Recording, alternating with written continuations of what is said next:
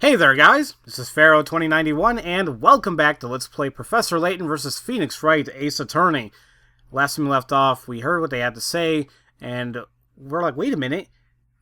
Due to Grand Grimoire, Layton and Luke came to help us, they're like, wait a minute, you can't cast that spell without a scepter.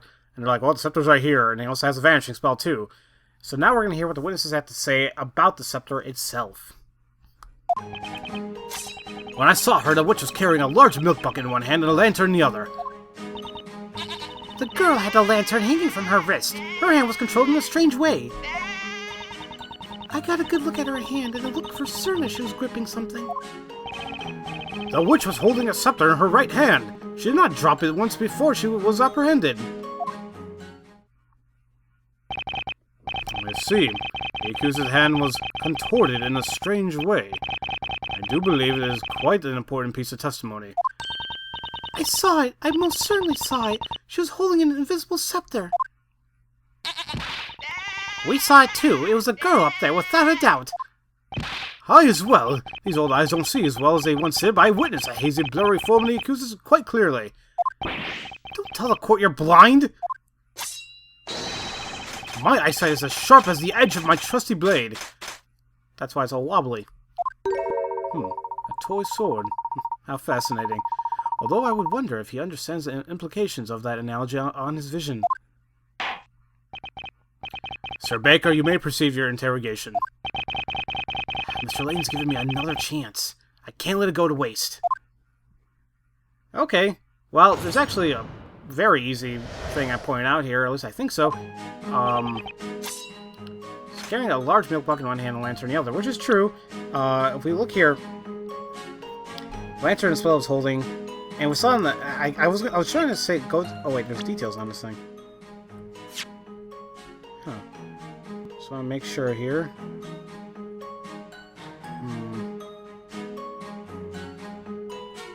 I have like feeling one day where like one time we're gonna see something like hidden in here, or maybe not. I don't know. Okay, regardless, I was trying to see the court illustration. When according to that illustration, she had the bucket in her left hand and the lantern in her right. And this is exactly what this guy's saying. You know, she was carrying both. So what else do the other people say? Hanging from her wrist. Her hand was contorted in a strange way. Oh, okay, that's weird. Go look at her hand. Look at some. And he said she was holding scepter in her right hand. She did not drop it once before she was apprehended. That's not true at all, because we saw an illustration she was holding the lantern in her right hand. Objection! There's a high probability that Miss Cantabella was not holding the scepter. But if for the sake of the argument she had been holding it, she would undoubtedly have dropped it at the time of the incident.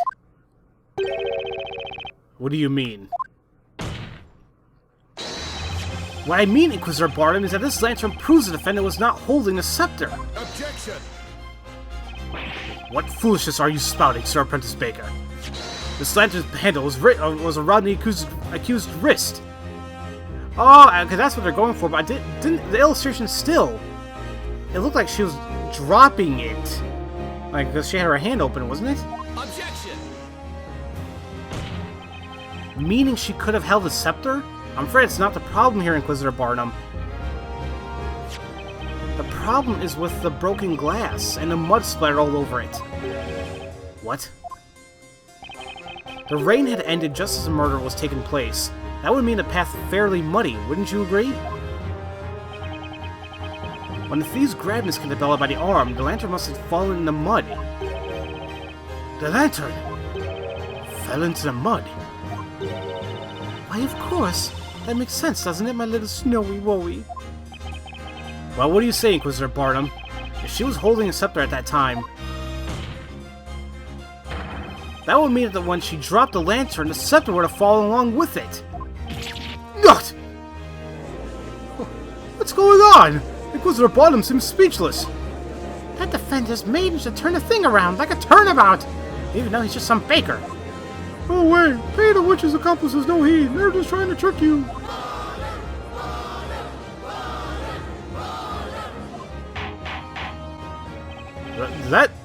What is this? Hold it! One moment, please. Uh-oh. Everyone, please listen. Didn't we all just stand here and explain to the court what we clearly saw? It's a lantern. So what? What's so special about it? Explain it to me so I can understand. So that you can understand? Well, I mean, it's pretty obvious just by looking at it. Mr. Wright. What is it, Mr. Layton? There's something about the witness. Miss Kira, was it? Tell me, Miss Kira. How good is your eyesight, exactly? Huh? As you just heard Mr. Wright explain, the answer to your query is quite obvious at a glance. Tell me, are you able to see the mud present on this lantern? Mud? What mud? What are you talking about? Your Honor, did you hear that just now? Ah, yes, indeed. What does it mean, exactly? It means that Miss Kira's poor eyesight is the reason she cannot see the mud present on this lantern. Oh, look at him do this! Look at that! In other words, the validity of Miss Kira's testimony is questionable at best.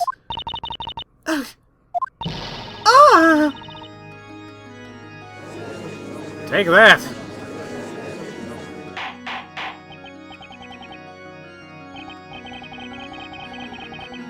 Alright, where was I? A phone call as soon as I got this. Alright. Order! Order in the court! What is the meaning of this? What say you in your defense, witness? I highly recommend you give us nothing but the truth. I'm sorry, Inquisitor Barnum. It's true. I need to wear glasses all the time, in fact. You need to wear glasses? Huh. That you mentioned, I did notice something odd about you today. Oh, I thought you looked familiar. Gone is the mist that clouded my mind. It's in its place, clarity. Fair maiden, a pair of spectacles are as valuable as a shield to a knight. Make haste to procure another pair. Now then, Miss Kira, tell me, at the time of the incident, were you wearing your glasses? No, I was not wearing them. The truth is, I lost my glasses a couple of days ago. You lost them? So, her glasses were missing during the time of the incident. Mr. Wright, might I recommend that you keep note of this fact. It can prove useful later. Got it. So, glasses. Kira has poor eyesight and wears glasses, but she's lost them a few days before the incident. Okay. Am I to believe that there's nothing left to prove on this matter? At the time of the murder, the accused did not have a witch's scepter in her possession.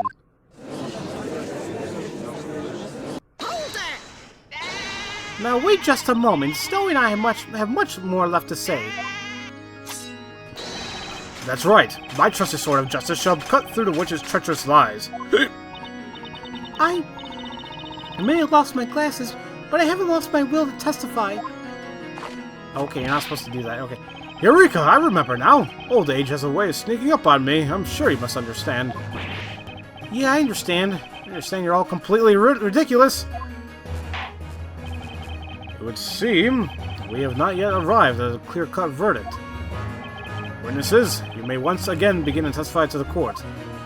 Tell us about the scepter and how it was used in the detestable display of witchcraft that you have all witnessed tonight. Okay, now we're going to hear about... Oh, we'll just continue on. Okay, fine, alright. The girl was not holding the scepter in the same hand as the lantern, which means it must have been in her other hand. The accused is holding a milk bucket in the court illustration. What's the she wasn't also holding the scepter in that hand? That milk bucket is lighter than it looks. Even Stoic could carry it, so she could easily have the scepter as well. I did not see this milk bucket. Everything felt like an illusion.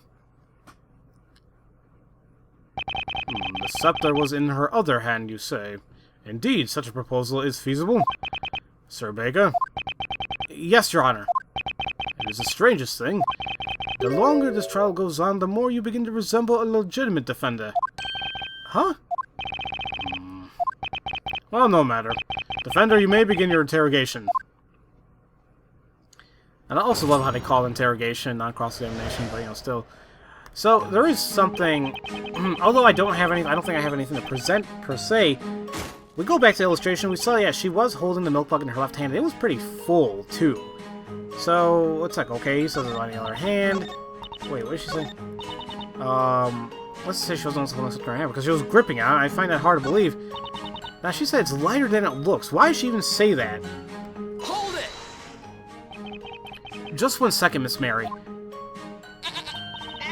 What is it now? So and I don't have all night, you know. Come on now, out with it. I just have one question regarding your testimony.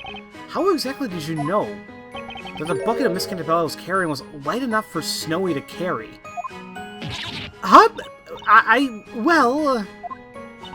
You see, the girl always uses the same bucket whenever she comes to buy milk from us. Naturally, I would have seen that bucket countless times before. You've seen it countless times before? That doesn't answer my question. You specifically said the bucket is lighter than it looks. Miss Mary, at some point tonight, you must have held that bucket yourself. Oh! Now then, please enlighten us as to exactly when you got your hands on that bucket.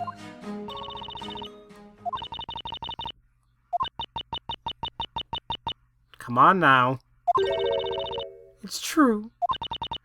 By that time, Robs and Monks had already been burnt to ash. And then, I noticed the milk in that bucket that the girl had been holding in her hand. The milk? Then, when those two went up in a blaze, Snow and I made a dash for the bucket. As the girl stood there, looking confused, we took the milk from her and made sure it was okay. Huh? Unbelievable. Witness, you... Well, it was just so wasteful. The thought of all that disgusting ash falling to such precious milk. I felt I just had to protect the milk, so I took the bucket back to the farm with me. Madam, do you mean to tell the court that you took evidence from a crime scene back home with you? That explains why we were unable to locate the milk bucket at the scene. Oh my! You're scaring poor Snowy! Here, I brought the bucket with me anyway. See? I didn't even tamper with the milk. I'm sure you didn't. The court shall accept this milk bucket as evidence. Bucket of milk. The milk bucket Isabella was carrying at the time of the crime. Mary brought it back to her farm. Ah, yeah. How are you gonna hold a scepter with that as well? I mean, okay. Looks like that's one more piece of evidence for us.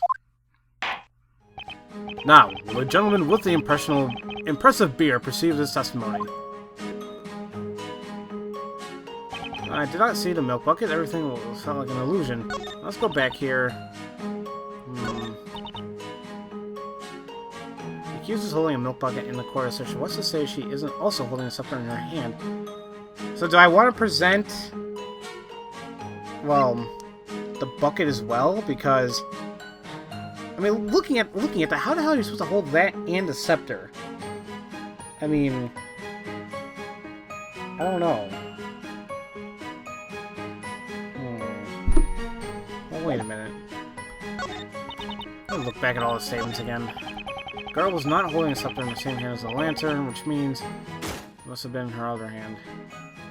No, because now we have the bucket in her possession that she was carrying in her left hand. Objection! Okay, good. All your testimonies have come to the same conclusion. The scepter was not in her right hand with the lantern. Therefore, it must have been in her other hand that was holding the bucket.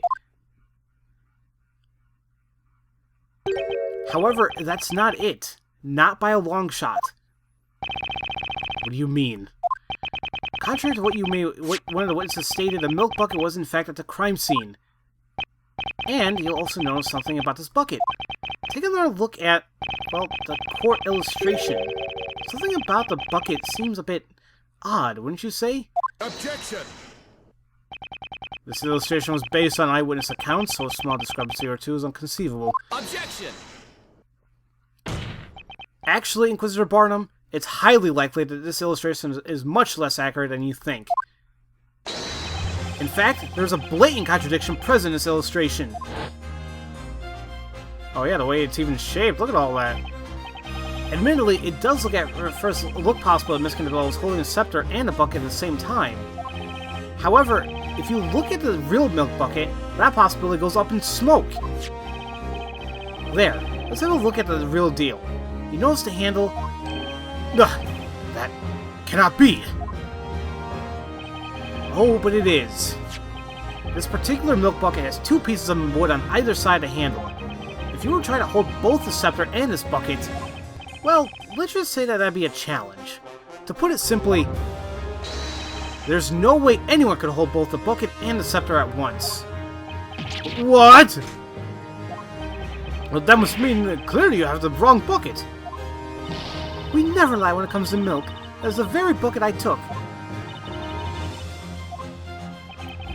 Looks like the witnesses are surprised about this as Barnum.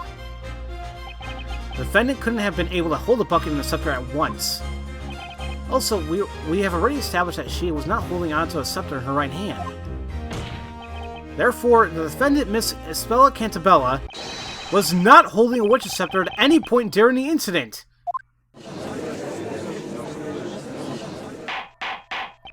Order? Order! I said order! Just what is the meaning of this? And what is that ringing? In all my days as judge of this court, I have never heard of such an argument. These are but a paltry set of words, and yet they ring with such remarkable strength.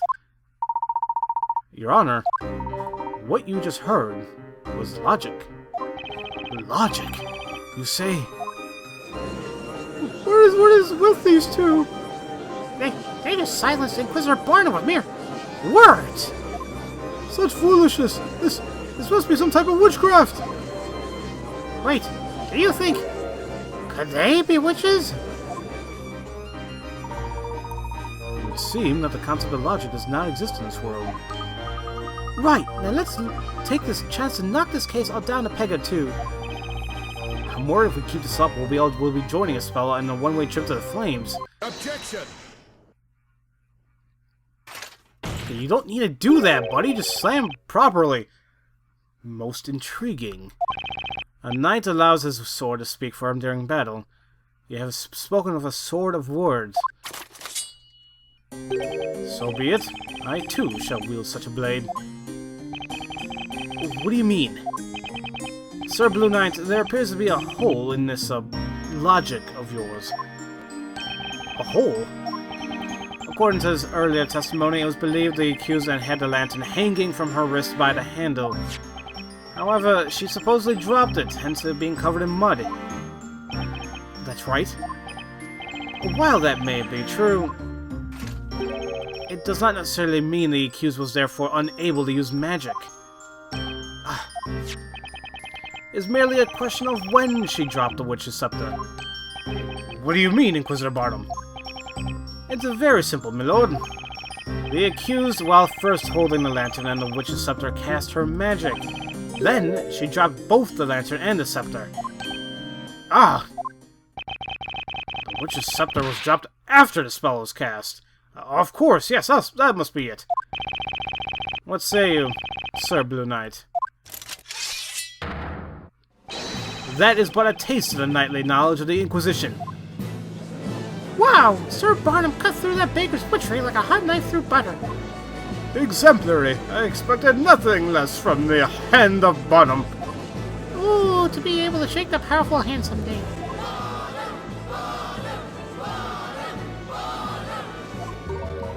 That Inquisitor isn't quite what he first appeared. Yeah, sure seems that way. Just a moment ago, it seemed like he'd never even heard of logic debate. Now he's suddenly using it against us. This guy's no joke, that's for sure. Pound! Now then, most honorable witnesses, I ask that you lend us our aid once more. Huh? Oh. I request that you all testify to the court once more. Tell us which occurred first, the dropping of the lantern, or the casting of the spell. Witnesses, you may begin your testimonies. Tell this court in your own words about the sequence of events which transpired tonight.